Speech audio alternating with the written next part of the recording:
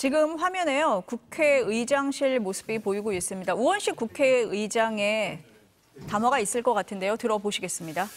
오늘 아침에 한덕수 국무총리가 담화를 발표하면서 저를 거론해서 이야기했기 때문에 이번 일에 대한 저의 입장을 밝히는 게 옳겠다 싶어서 기자회견을 자청했습니다. 회견문을 읽겠습니다. 존경하는 국민 여러분, 우원식 국회의장입니다. 오늘 한동훈 국민의힘 대표와 한덕수 국무총리의 담화에는 헌법도 국민도 없습니다. 대한민국의 주권은 국민에게 있고 모든 권력은 국민으로부터 나온다. 헌법 제1조 2항입니다. 권력은 대통령 주머니 속에 있는 것이 아닙니다. 그 권한의 2항 역시 대통령 임의로 정할 수 없습니다. 대통령 권력의 부여도 권한의 2항도 국민에게서 나오는 것이고 그 절차는 헌법과 국민 주권의 원칙에 따라야 합니다. 대한민국 헌법은 대통령이 헌법과 법률을 중대하게 위반했을 때 대통령의 권한을 정지시키고 직에서 물러나게 하기 위한 절차를 규정하고 있습니다. 탄핵 절차입니다. 탄핵은 대통령의 직무를 중단시키는 유일한 법적 절차입니다. 헌법은 대통령이 직무를 수행할 수 없을 때 권한을 대행하는 절차 역시 정하고 있습니다. 위헌적 비상계엄에 대한 헌법적 책임을 묻는 헌법적 절차에는 참여하지 않은 채로 그 누구도 부여한 바 없는 대통령의 권한을 총리와 여당이 공동 행사하겠다고 하는 것은 명백한 위헌입니다. 이런 방식으로는 작금의 사태를 수습할 수 없습니다. 나아가 공동 담화 발표 등을 통해 위헌적 행위가 마치 정당한 일인 것처럼 국민을 호도하는 것은 국민 주권과 헌법을 무시하는 매우 오만한 일입니다. 국회의장으로서 경고합니다. 지금 당장 헌법에 없는 일체 행위를 중단하십시오. 국민이 동의하고 납득할 수 있어야 국정은 안정될 수 있습니다. 군경을 포함한 모든 공직자들은 헌법과 법률이 정한 바에 따라 정의취해서 맡은 바 직분에 충실하기 바랍니다. 국민과 세계가 지금 대한민국의 책임자가 누구냐고 묻고 있습니다. 국회의장도 그것이 누구인지 답하기 어렵습니다. 대통령의 직무를 즉각 중단시키고 현재의 불안정한 국가적 사태의 해결을 위한 여야 회담을 제안합니다. 이상입니다. 네, 그래서 질의응답 시간을 갖겠습니다. 질문 있으신 언론인분께서는 먼저 손을 들어주시고요. 질문에 앞서서 소속하고 성함을 말씀해 주시면 감사하겠습니다. 그 아침에 한덕수 총리와 한동훈 대표 회담 후에 한덕수 총리가 저에게 전화를 했습니다. 그래서 그 오늘 담화 중에 있었던 그것과 같이 저를 찾아와서 협력을 당부한다. 국회와 앞으로 성실히 상의해 가면서 일하겠다. 그렇게 이야기를 하길래 여기 오늘 말씀드린 것처럼 국민이 위임한 바 없는데 여당의 당대표와 이렇게 하는 것은 이건 매우 옳지 않다. 그래서 인정할 수 없다. 그렇게 대답을 했습니다.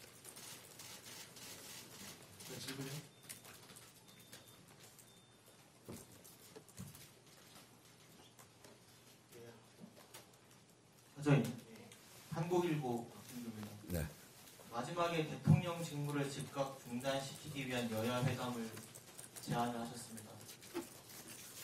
헌법에서는 직무수행 불가 조건으로 벌이나 사고를 규정하고 있고 벌위는 사망이나 파면이 아니면 안 되는 것 같고 사고에 해당을 해야 뭔가 직무 정지가 될 것 같은데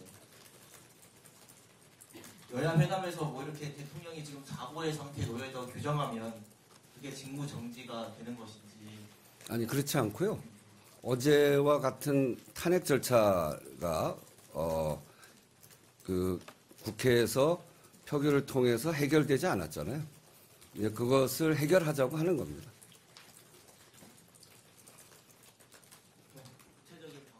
구체적인 보강이 어떤 말씀하실 건지. 아니 그러니까 이제 어제 그렇게 그 탄핵 절차에 참여하지 않고 오늘 국무총리와 한동훈 대표가 한 것은 그것은 위헌이다. 그래서 탄핵 절차를 마무리하고 탄핵 절차 우리 헌법에 다 있기 때문에 그거를 마무리하고 그리고 현재 불안정한 국가적 사태를 해결해 나가기 위한 여야 회담이죠. 네, 다음 질문 받겠습니다. 네, MBC 김지인 기자라고 합니다.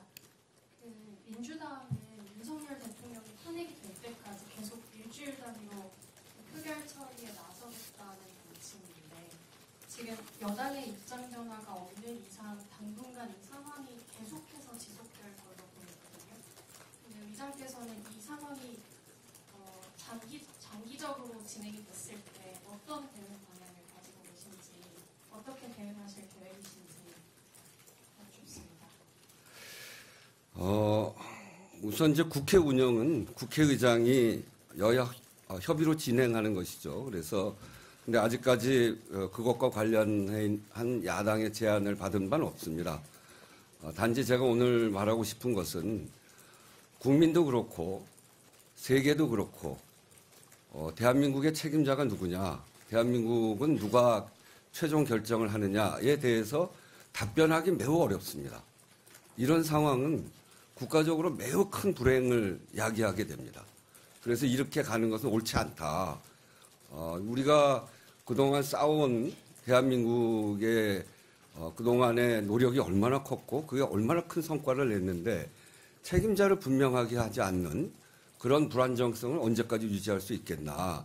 아마 국민이 용납하지 않을 거라고 봅니다. 그런 점에서 국회의장은 국민이 판단하는 그 판단이 존중될 수 있도록 국회를 운영해 나갈 것입니다.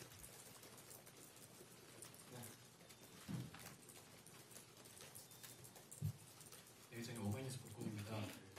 오늘 회동을 두고 대통령 권한을 위반받아서 국정을 하겠다는 게 헌법에 좀 2차 쿠데타라는 비판이 야권에서 이어지고 있는데 의장님께서도 이번에 두 사람의 공동 담화 내용이 2차 쿠데타에 해당한다고 보시는지 여쭤보겠습니다. 저는 뭐 그런 표현을 쓰지 않습니다. 단지 오늘 이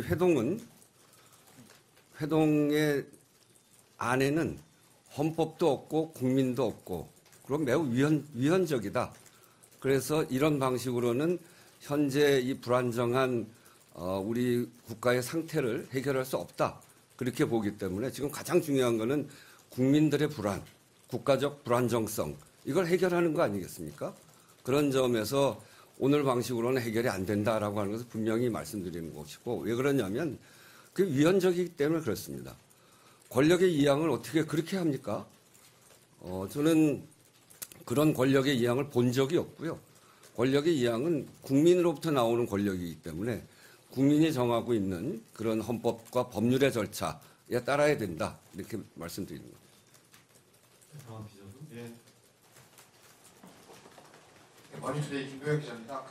오늘 그 총리와 한동훈 대표의 회담과 관련해서 엄중 경고한다고 말씀하셨는데 만약에 그 의장께서의 경고에도 오늘 오전 발표 회견과 같이 이 권력 개혁을 계속 추진하게 된다면 이후에는 또 어떤 대처를 하실 건지 알고 싶습니다. 그러니까 많은 국민들이 잘못됐다고 생각을 하고 있고 그런 상황에서 국회의장이 협력하기가 매우 어렵지 않습니까?